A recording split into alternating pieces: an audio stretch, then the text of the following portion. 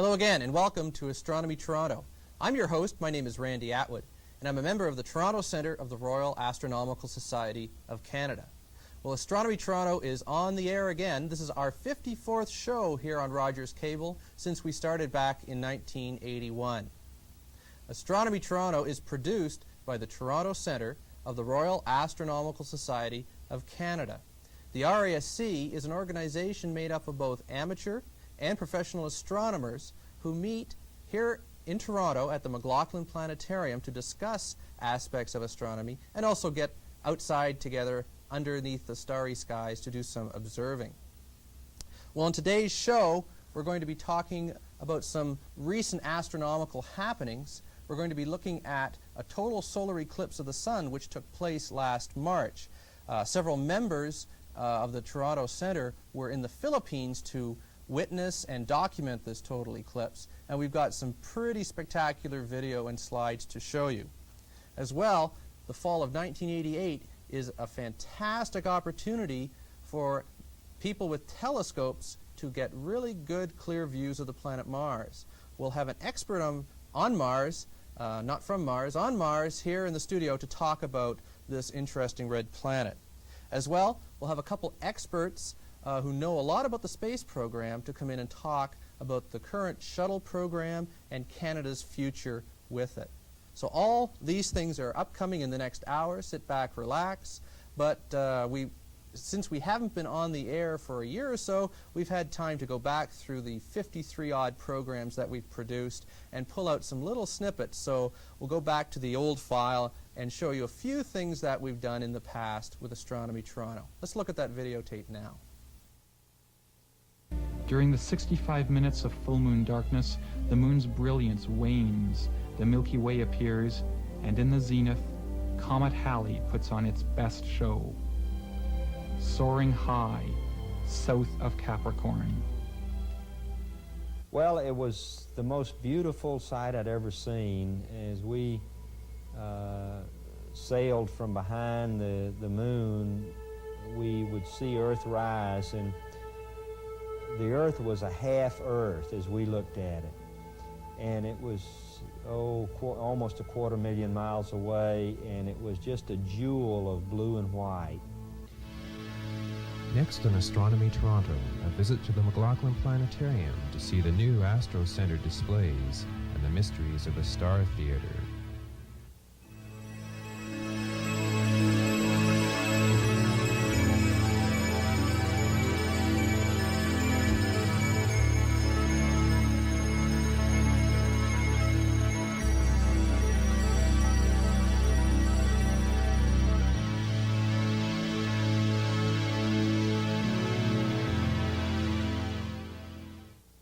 We'd like to hear what you have to say about Uranus, and in a minute we're going to take a look at some of the latest video pictures that came in about 3 or 4 hours ago.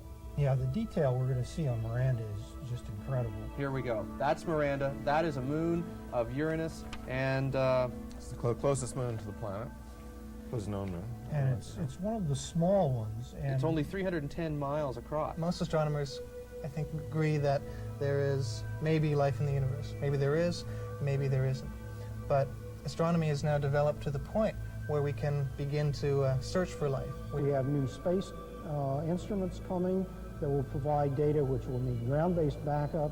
That's an area where David Dunlap Observatory has made an extremely valuable contribution in the past. I'm confident we'll continue to do so. I can hardly wait. Well, I'm standing now in front of Canada's largest radio telescope, up here at Lake Travers in northern Ontario, actually northern Algonquin Park. I would say there's hundreds of thousands, maybe 500,000 amateur astronomers in Canada, people who would classify themselves as being intrigued by the cosmos. Share the most exciting stellar event of 1987, the discovery of a supernova with Canadian astronomer Ian Shelton. Next on Astronomy Toronto, meet Graham Ferguson, director and producer of the IMAX films Hail Columbia and The Dream is Alive. Today, from the Holiday Inn in downtown Toronto, we're going to be listening to Marc Garneau explain to us exactly how exciting the trip was. It's indeed a great pleasure for me to be here, to be able to speak to you about the fantastic adventure that I had about 3 or 4 weeks ago up in space. I had the time of my life, as you can imagine, and it's something that a lot of Canadians want to know about.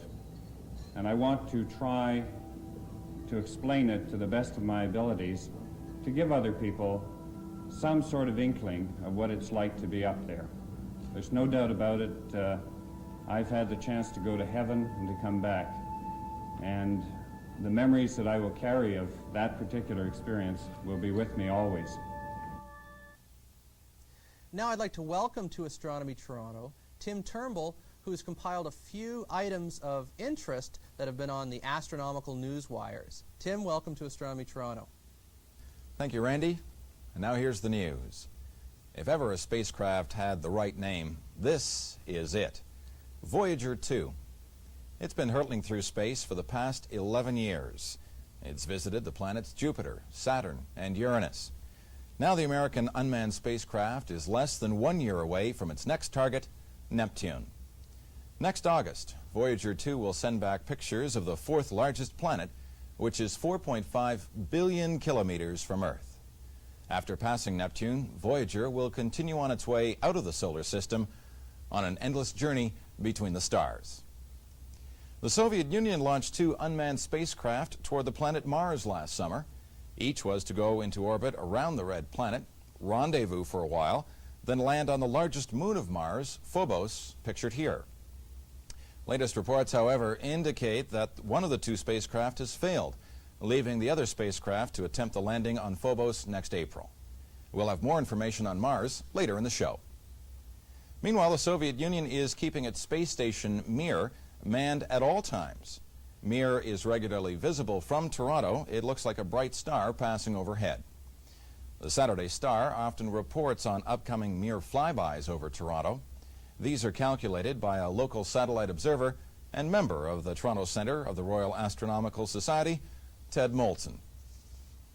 The Space Telescope is still on schedule to be placed into orbit by the Space Shuttle sometime in early 1990.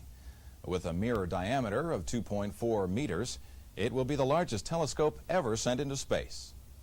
This painting of the Space Telescope by Toronto artist Paul Fjeld shows how the telescope will be visited by future Space Shuttle crews for maintenance. The Space Telescope will allow astronomers to peer farther out into the universe, unencumbered by the Earth's atmosphere. The European astronomical community recently announced that it will soon be building the largest telescope in the world. Called, appropriately, the Very Large Telescope, it will in fact be 4 large telescopes built side by side. Each telescope will have a mirror 8 meters in diameter. All 4 telescopes will be pointed in the same direction and trained on the same object. The signals received will be fed into a computer and combined to form one signal. The combined signal will be as good as a single telescope with a mirror size of 16 meters or 52 feet.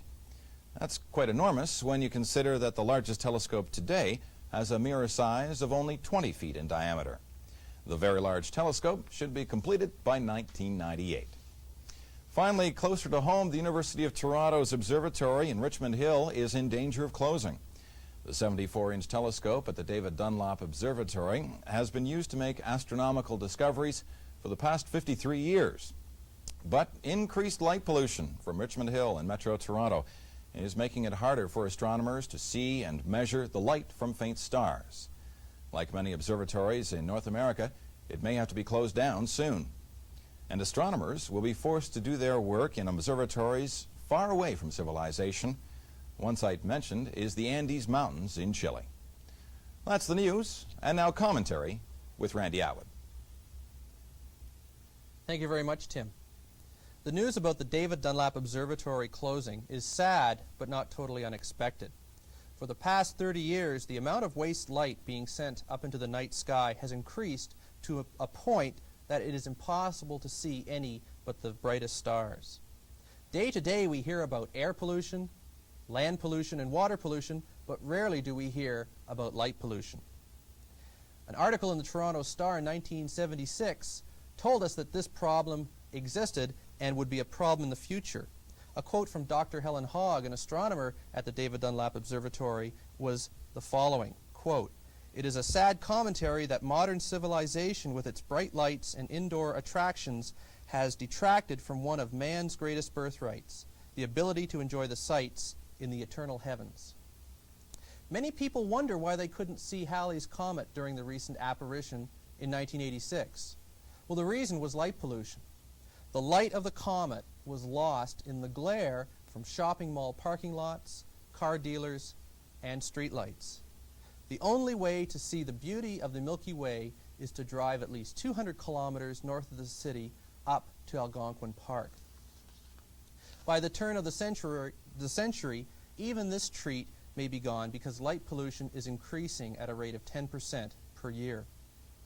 There is an economic reason why light pollution must be stopped. The outdoor lighting, which is meant to safely light our way, is wasting light and therefore dollars through poor design. Any light that makes it into the sky and not on the sidewalk is wasted light.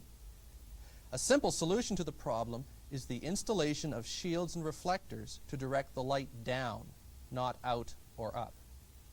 If we do not choose this course of action, our greatest birthright, that of enjoying the beauty of our night sky, will be lost forever. Well, we certainly invite our viewers to write us here at Astronomy Toronto. Like to hear about what you'd like to see on Astronomy Toronto and maybe some of your comments on some of the commentaries we bring to your attention. We did have a letter written to us since we were last on the air. I'd like to read a few paragraphs from it. Dear Astronomy Toronto, I decided to take the time to write to you to say thanks for a fine informative program, namely Astronomy Toronto. Since this first view I have purchased a telescope, joined the RASC, and wrote this letter to let you know that my satisfaction with the program.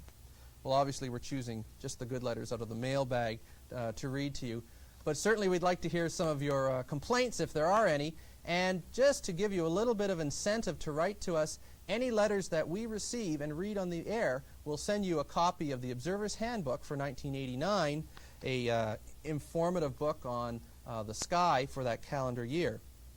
So if we read your letter on the air, we'll send you an Observer's Handbook. The address for you to write your letters is the following.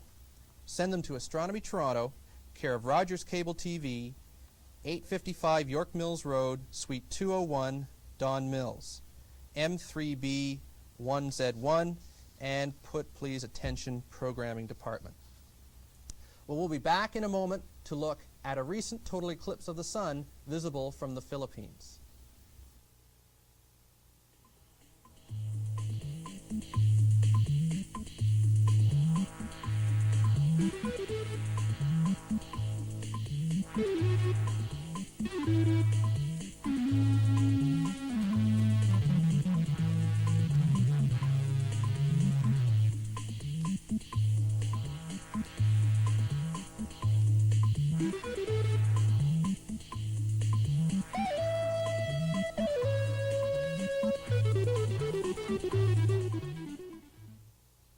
Welcome back. On average, every 2.5 years, a total eclipse of the sun is visible from some point on the Earth. A total eclipse occurs when the moon totally covers the sun, thus turning daytime into night. This darkness can last anywhere from a few seconds to 7 minutes in duration. Over the past 8 years here on Astronomy Toronto, we've brought you pictures and stories from 5 eclipse expeditions undertaken by the Toronto Centre of the Royal Astronomical Society of Canada. Last March, 22 members of the Toronto Centre traveled to Mindanao Island in the Philippine Islands to observe a 3-minute total eclipse of the sun. Now that small video cameras are available, we can show you what the eclipse looked like with both video and still photographs. So here is what we saw March 18th, 1988, a beautiful total eclipse of the sun.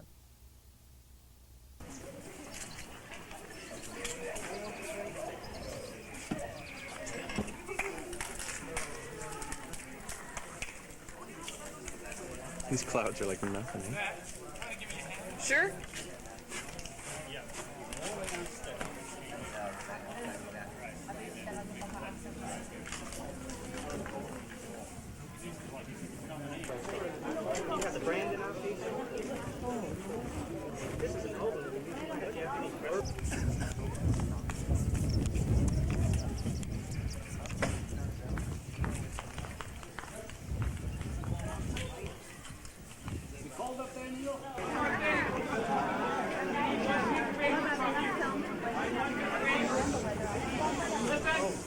One favor, please.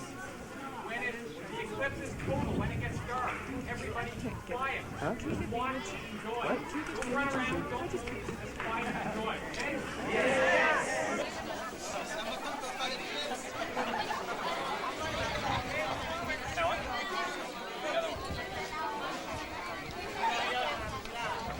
Yes. Yeah. 2 minutes. 2 minutes. Watch the light. Yeah, everybody, look, it's getting dark out there. There's the approaching shadow. Shadow's coming. About 1 minute before.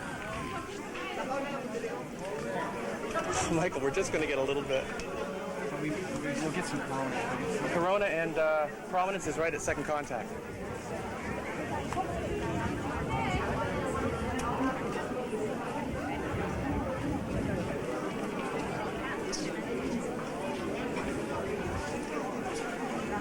Seconds, 90 seconds.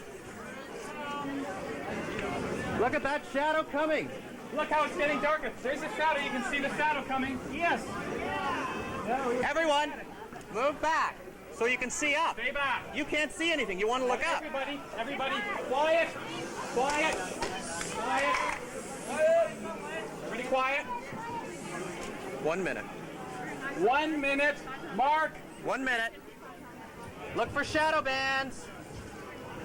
There they are. Look across the ground here. Look. Shadow bands. Shadow bands. Yes. Yes. You see them, Ben? They're going. Look, they're just sitting here and snap. You see them racing across the ground. Shadow bands. You got them, Ben? Very faint. Yeah. Look at them go. Shadow bands. Very faint rippling. All right. We have shadow bands. Oh my God. Look at the sunset colors already. Look. Okay, ready? Remove filters on. Filters off. Already, tons of shadow bands. Look at them. Look at them, Betty. Corona, it says. Corona. I got Corona. Shining ring. Oh my God.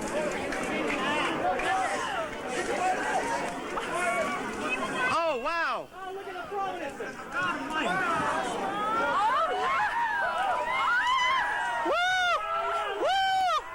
Look at that corona! Oh, it's wonderful! It's wonderful! 1/500. Beautiful. Look at that prominence. Whoa!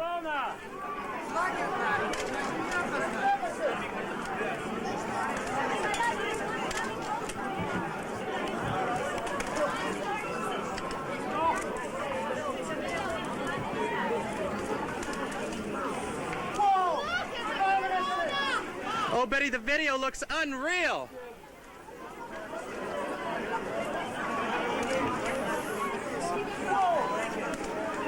Side mounted. 1, 2, 3, 4. No stars, no planets. Look at the sunset colors. Beautiful.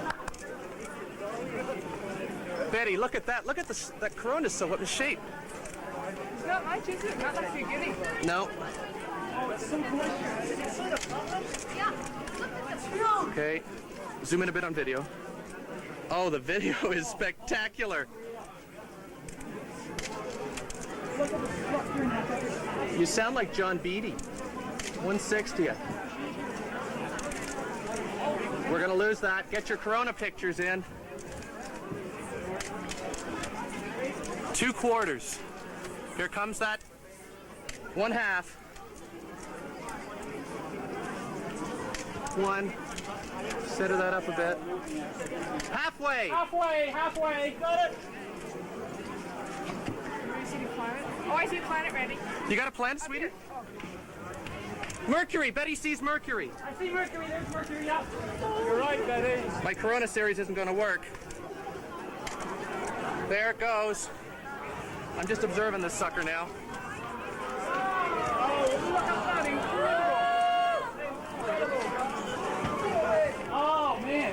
You see, I never, ever thought it looked so spectacular through the clouds. Woohoo! Okay, back up. Going to zoom in on the video. Show my film, I don't believe it. Yeah, forget the film.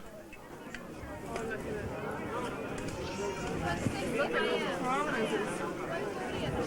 50 seconds.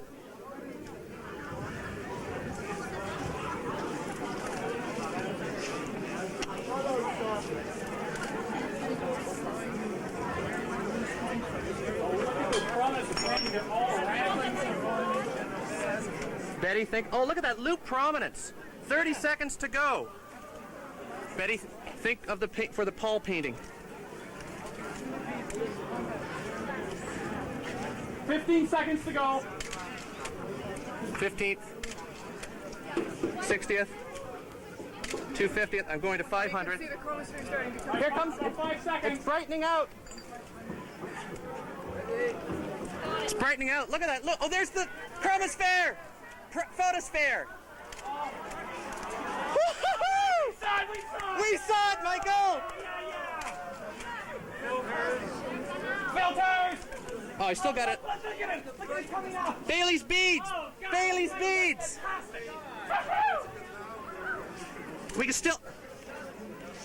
Are you kind of shooting out Look at it. You can still see Bailey's beads.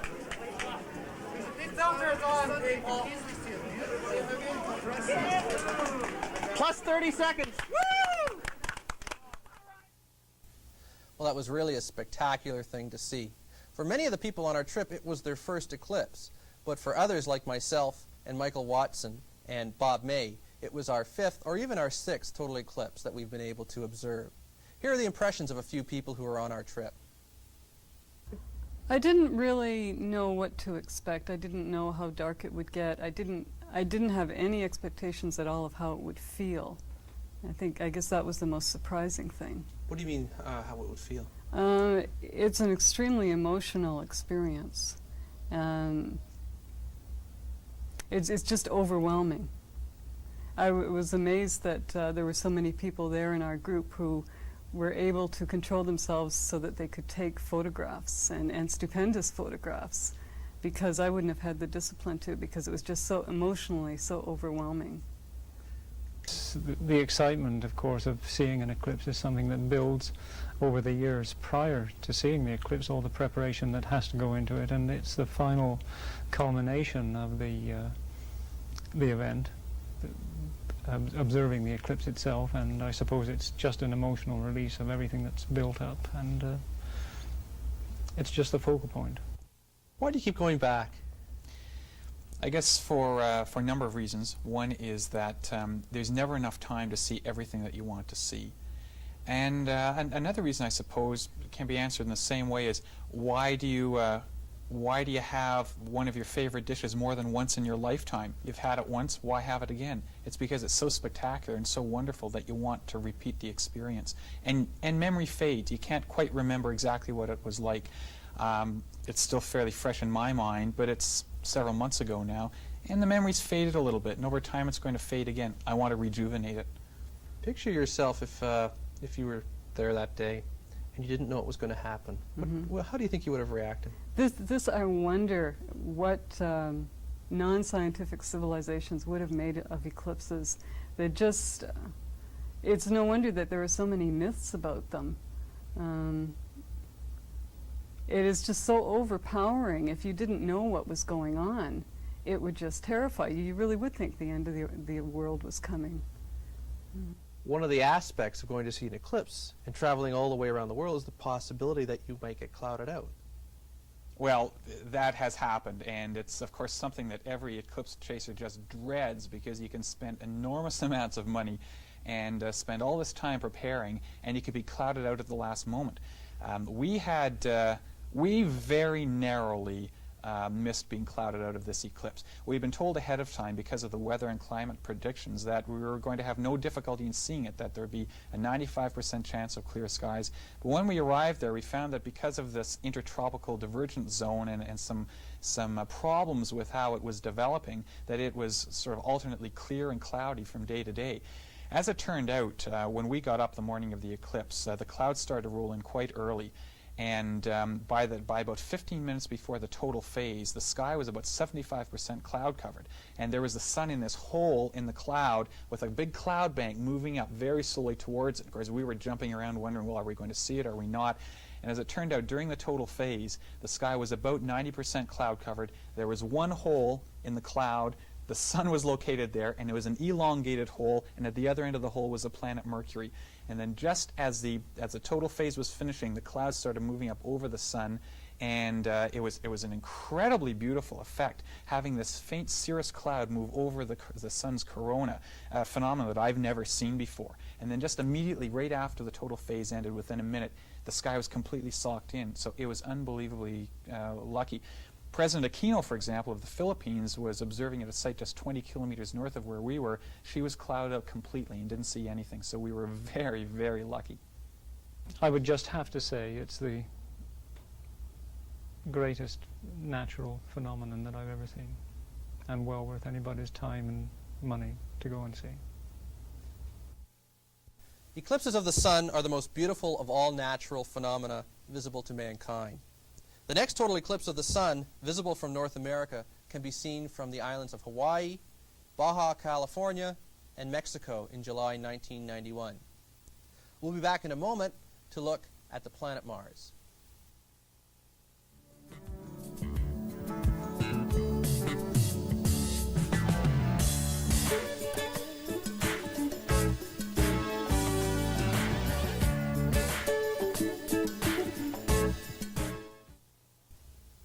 Welcome back.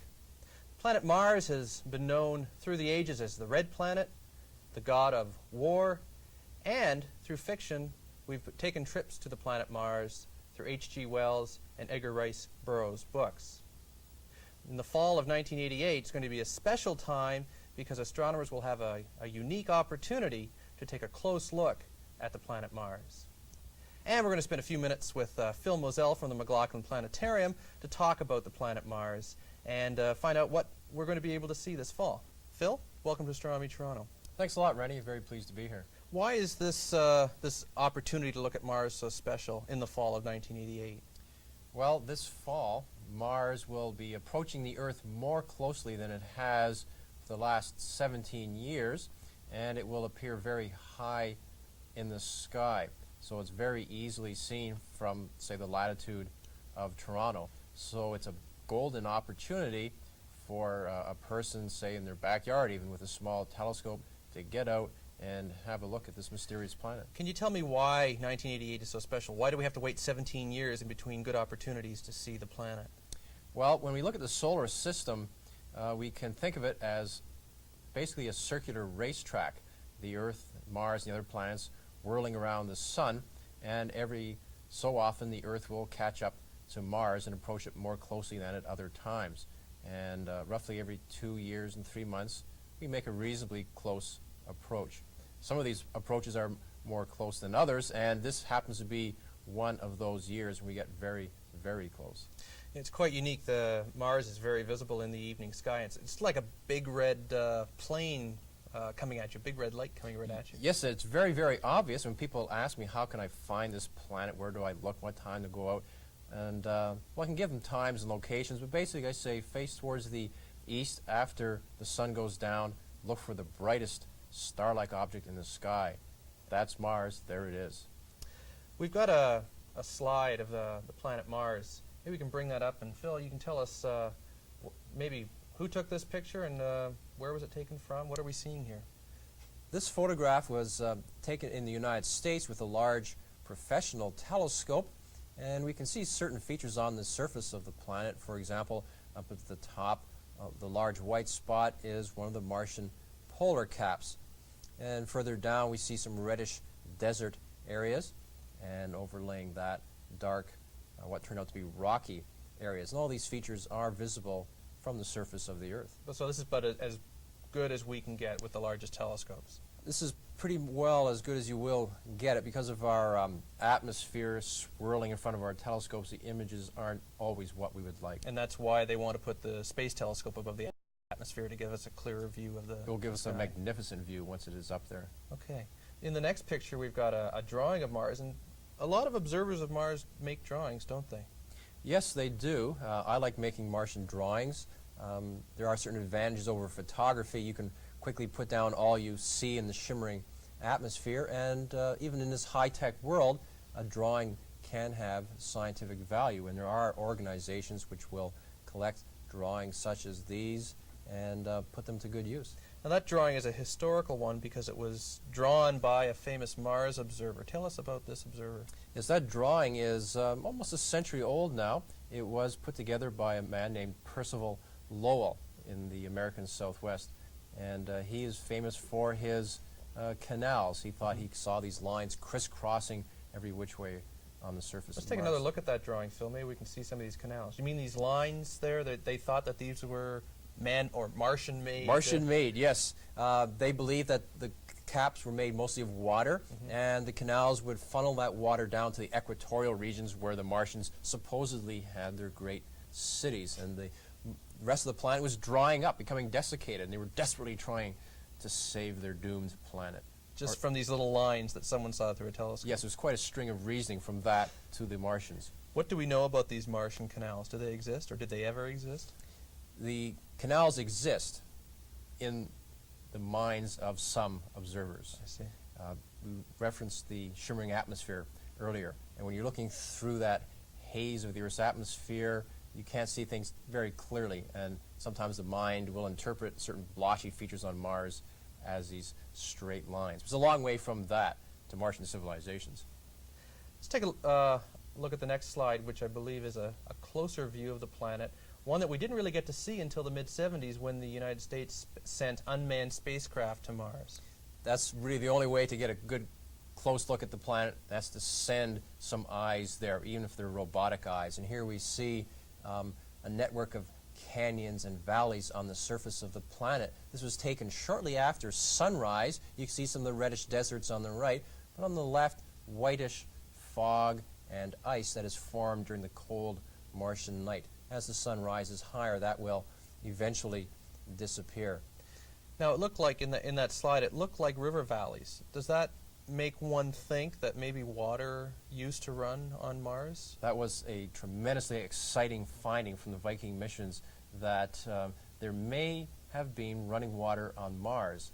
There's none now, but you can see what looked like dried up riverbeds. So perhaps in the past, the climate was a lot more Earth-like than it is now. Okay. Let's take a look at the next slide, which I think shows one of the most remarkable features on the planet, which is an extinct volcano. Tell us about this, Olympus Mons. It's Olympus Mons, named after its Greek counterpart.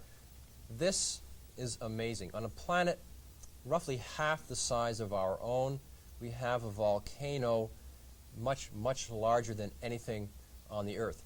It's approximately 3 times taller than Mount Everest, some 27,000 meters high. It's the largest volcano we know of anywhere in the entire solar system. Here we see just the top of it poking out through some white Martian clouds. And it turns out that Mars really does things in a big way. Not only do we have a large volcano, we also have the greatest known valley anywhere in the solar system. And that's Valles Marineris. In our next picture, I believe. Yes, that's coming up. And this valley is so incredibly huge as we look down on it from Mars' orbit that it would stretch from one side of Canada to the other. I like to make the comparison here with the Grand Canyon in the United States. It would fit into one of those little tiny tributaries feeding into Mariner Valley. Amazing. Let's take a look at the next shot and get down on the surface of Mars and see what the Viking landers saw. This was quite I remember when these pictures first came in, the surface of Mars in our next shot, and it was very exciting. Here was Mars. Here were rocks the size of your hand, live in front of your eyes. It was a very, very exciting time, accomplished by an intelligent robot, essentially. This all happened too far away for people to control from the Earth. And 2 Viking landers set down on the surface in 1976 and carried out a number of investigations down there. We can see one of the tests in the next photograph that Viking carried out, and it carried a little scoop with it. And one thing it did was to dig into the soil. We see some of the trenches it made here. And it would grab some of the dirt, reach over its shoulder, and dump it into some hoppers and analyze the soil to see what it was made out of. But the main purpose of this experiment was to look for life. What kind of life?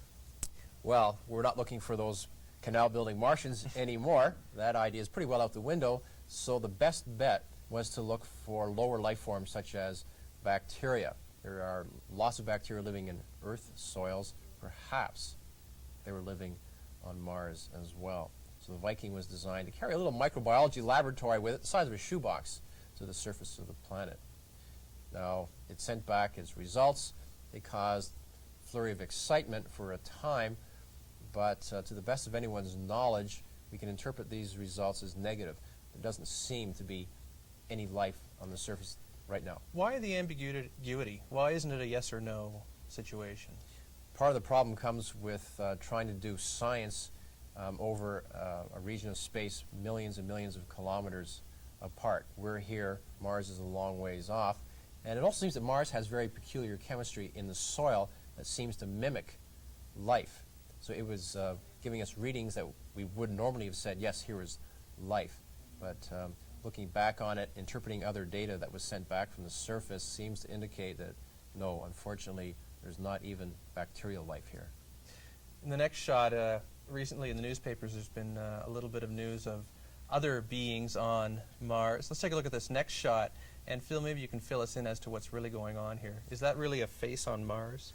A lot of people like to think so. This pops up in the media periodically. This is a photograph taken from Mars orbit by the Viking orbiter, and it does seem to show a face. It's roughly a kilometer and a half across, making it quite large, and it seems to be staring off into space. Our best bet is, though, that it is in fact a hill, a large hill that's been sand-blasted. Mars does have a rather thin atmosphere, but it can travel at very high velocities, whip up the dust, and start carving features such as this. But I think it fits so well into the whole mystique of Mars and possibility of Martians. But I don't think we can take this as a sign of intelligent life. I don't think anybody's actually gone to Mars and carved it. It was interesting the fact that that picture was taken in 1977. And I went through my Mars file and I saw pictures of it every 5 or so years. Just the media tends to bring it up every now and then and, I don't know, sell a few newspapers with it? What's going on? I think so. Periodically, Mars will be in the news. As we mentioned earlier, it is so close, and the media does tend to trot these things out periodically. I guess that has the downside of furthering misinformation. I just hope that will heighten people's awareness of astronomy in general, though. Well, that's your job at the planetarium, isn't it? Yes. Yeah, we try to straighten things out. Tell us about future unmanned missions. How about this Soviet mission to Phobos? What's happening with that? Well, in July, the Soviet Union launched 2 spacecraft named for the Martian moon that they are going to visit, Phobos. They will be arriving in January, and the plan is to go into Mars orbit with the 2 of them, and then they will slowly make their way to the moon, Phobos, where they will analyze it. They will shine laser beams onto it and then test the particles that are given off. And then the plan is to make the first soft landing on one of the small bodies of the solar system. They have these little landers which will detach from the mothership and plop themselves down on the surface to make studies right from the surface. That's well and good. Unfortunately, we've received news recently that one of the Phobos spacecraft has lost contact with the Earth, and the Soviet Union is desperately trying to get that signal back again. Well, hopefully they'll be able to do that. What about American plans for future Mars spacecraft? The Americans currently are working on something called the Mars Observer spacecraft. They're trying to get funding for a mission in the early 1990s. That spacecraft will orbit Mars, take high-resolution pictures of the surface, and also look for water. We mentioned these dried-up riverbeds. Where did the water go? That's a really big question for our future explorations. It's very, very important to find out where that water is. Some of it is locked up in polar caps, but a lot of it may be somewhere else, perhaps locked underground as permafrost. Phil Mozel from the McLaughlin Planetarium, thank you very much, and we'll be back in a minute to talk about Canada and the Space Shuttle.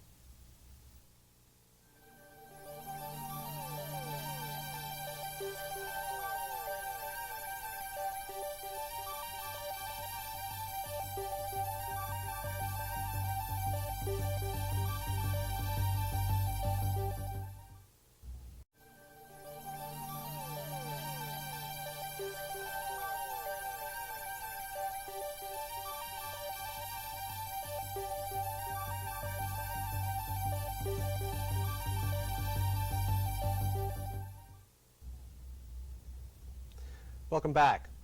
Well, it's been nearly 3 years since the Space Shuttle Challenger exploded on that particular flight.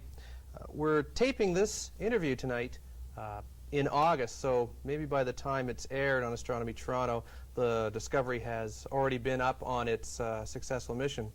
But what I would like to address with my two guests is what really that we can expect in the next decade of manned space exploration for both USA and Canada. My two guests with me tonight are Lydia Dotto.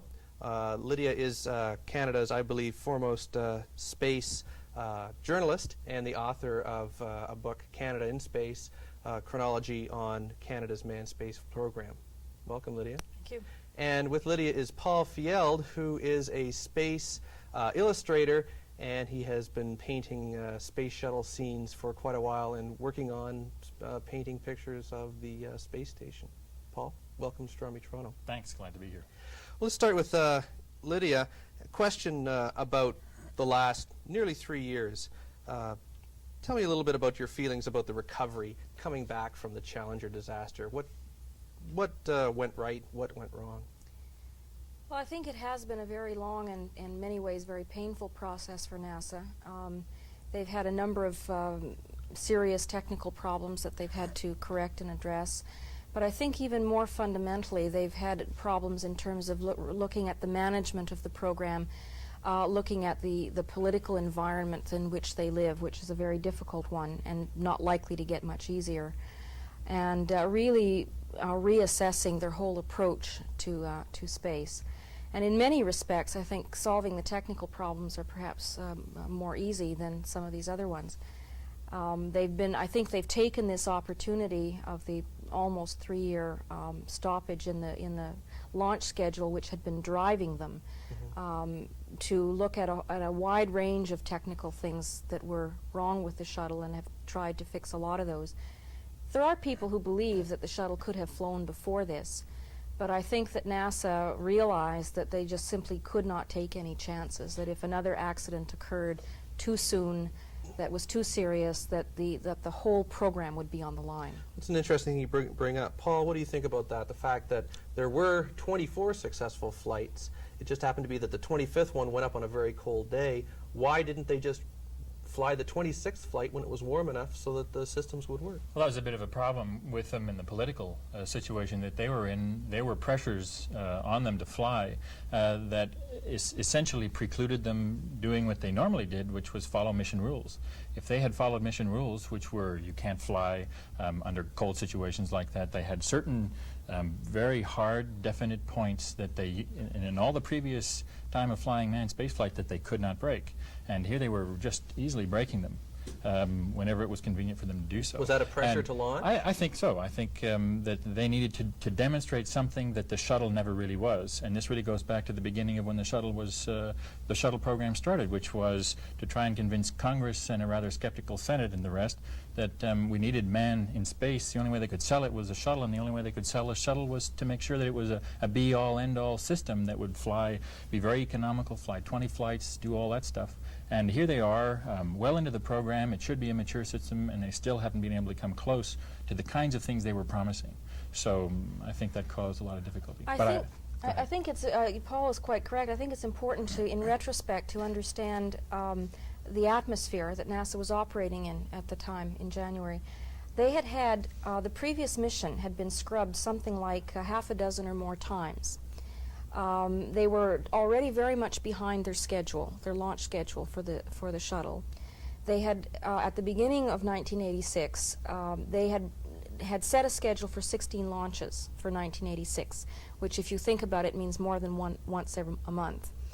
And they were already late because the previous mission had slipped from 1985 into 86. But doesn't it tell you that the space shuttle is just too complicated a thing to start? It's still an experimental vehicle. The other problem, of course, is that the shuttle was designed to fly in literally a kind of a benign launch environment compared to the kinds of environments that were flown before.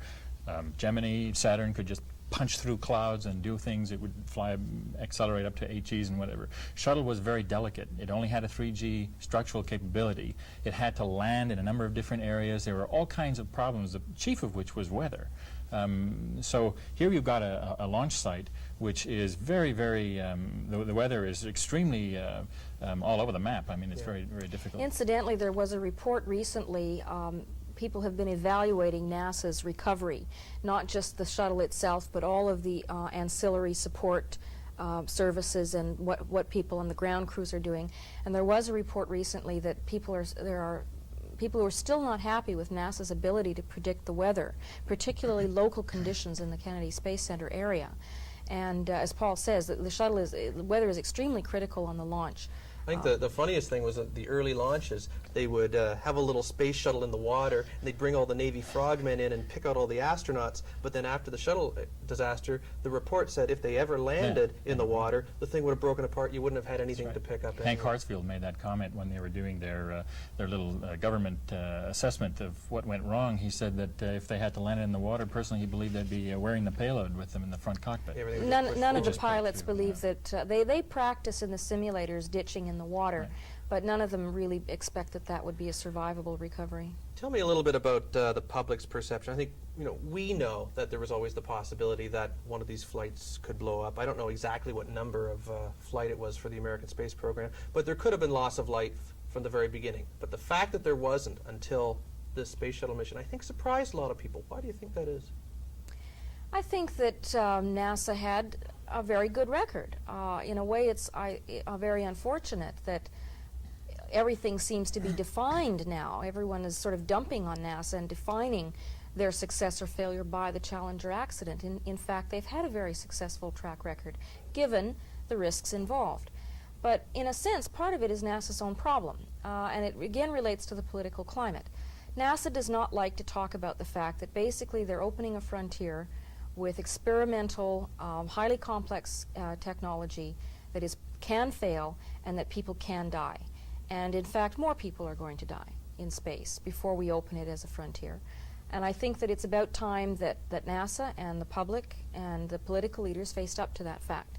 If we continue to hide our head in the sand and expect 100% reliability and 100% non-fatality, we're going to be disappointed. And I think that the whole future of the space program really hinges on this question, because if NASA has another catastrophic failure within a short period of time that involves the loss of life, I think it is very likely that the politicians in the United States will just shut the whole thing down. I think that would be a bit of a disaster, too. First of all, though, I have to say I think that NASA has to think that they will always be successful. This is just sort of a standard. Obviously, it's an operational kind of a thing. But when you look right down at the way the system was designed, it really wasn't pushing the technology to that great an extent. The key areas that were difficult in terms of understanding how well the shuttle would fly, that there was a real risk in the first few flights were upper atmosphere hypersonic speeds, the aerodynamics involved with that, and the launch, the actual launch stack, the kinds of stresses. They didn't have enough of the kind of analytical tools to be absolutely certain of what was going on. When they flew, I think they became fairly comfortable. They finally had a pretty good picture of exactly what was going on. They should be able to, with the system that they have, design, they should be able to make sure, following proper mission rules, that they don't have any of those kinds of accidents again, as long as they fly in a relatively speaking, a benign environment. This is a lot easier than flying in Apollo. But I mean, that's a thing that I think that NASA has to come to grips with, and the fact they have to have the courage to be able to say, look, folks, we know what's best here. We will not fly. we will not break any of the mission rules. As long as that's the case, and they have, as they say, paper trails and things. That's the fine, likelihood but is I small. think NASA again has to live in the real world, and one of the aspects of NASA's real world is satisfying its political masters who hold the purse strings. And one of the bases on which they do that is trying to set up a system that will operate on schedule, that will operate with minimum amount of money required to do it, and that will generate a return on investment. Now, one can say you shouldn't run a space program that way, or that certainly that we can't run a space program that way now.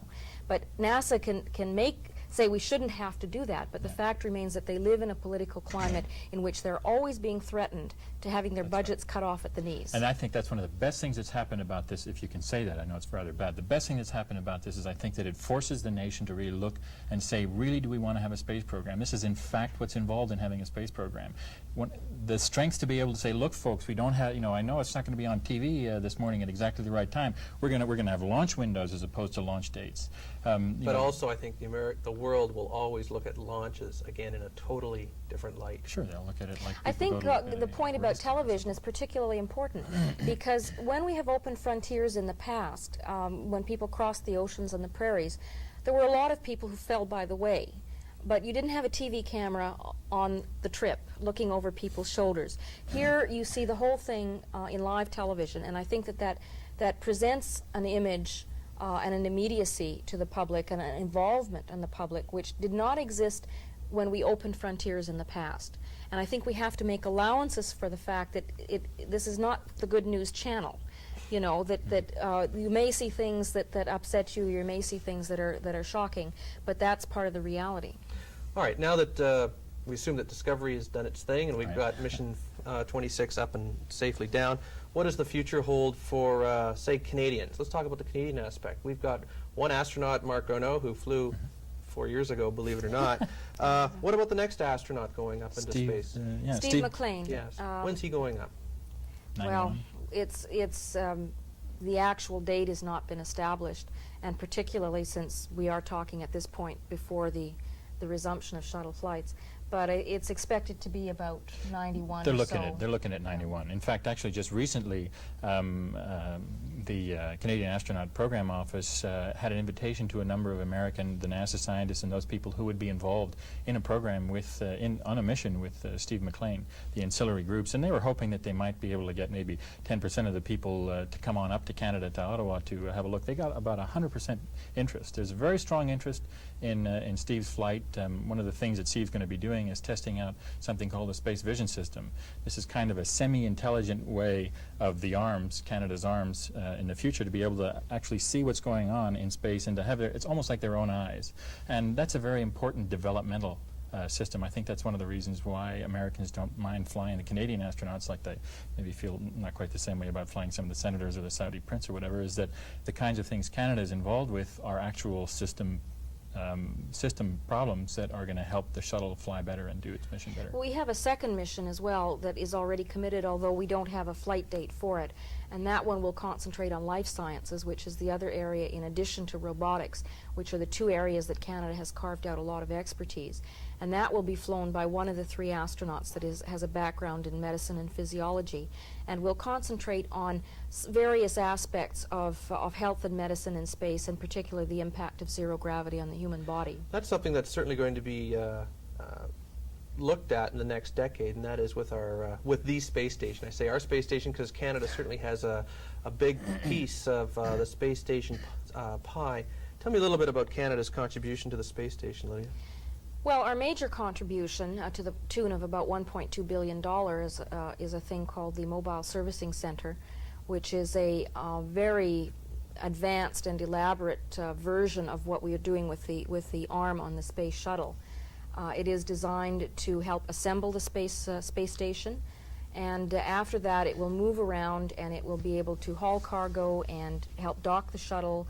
It will move things from one location to another, will be involved in servicing and repair, and it will be a major vital component of the space station. Thanks, both of you, for this. Thank you.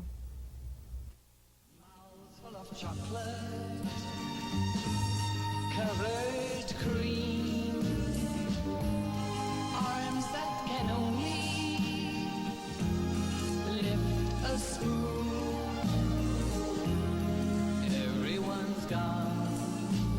moon. Everyone's gone to the moon. Everyone's gone to the moon. Well, that's all the time we have now for Astronomy Toronto. I'd like to thank my guests Lydia Dotto, Paul Fjeld, and Phil Mozel for joining us here today. And I'd like to invite you to mark your calendars Saturday, January 7th, 1989, when we'll be back on the Rogers Cable Network. That's a Saturday night at 9 p.m. We'll be bringing you stories of the supernova that was discovered by a Canadian in 1987. We'll have the latest results from that. Also the results from Halley's Comet. What did astronomers learn when the comet passed through our inner solar system in 1986? And we'll be looking at the physiological problems that astronauts will face when they travel to Mars. So all these things we'll be looking at on Saturday, January 7th on Rogers Cable 10 Astronomy Toronto. This is Randy Atwood. Bye for now.